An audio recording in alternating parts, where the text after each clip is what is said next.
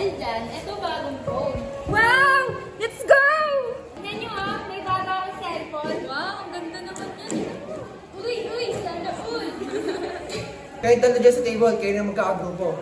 Ang i-report nyo sa May 7 ay patungkol sa different state of matter. Hihintayin kayo na, maliwanag ba?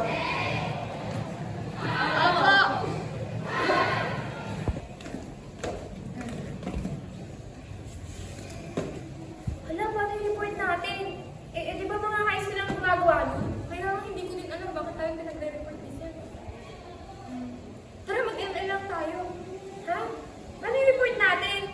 Uy, tara, bagisan mo Sana naman yun. Uy, ano ba Blasi? An hour Ano has ba Blasi? Ano ba tayo, Rose? Hindi ko alam.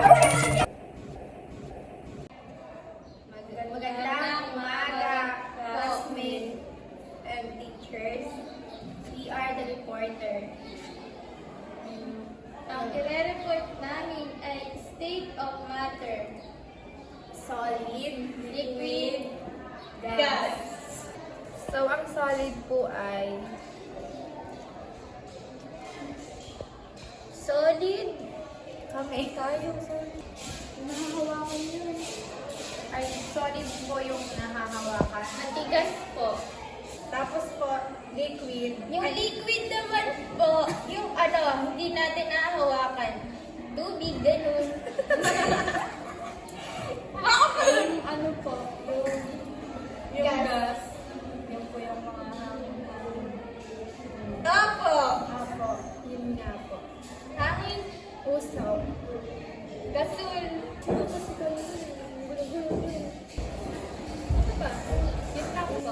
Thank you. Thank you po.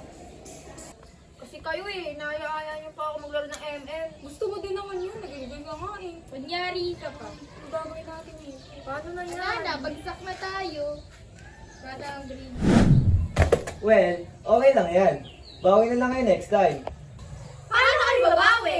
Well, i-explain ni Rio yan.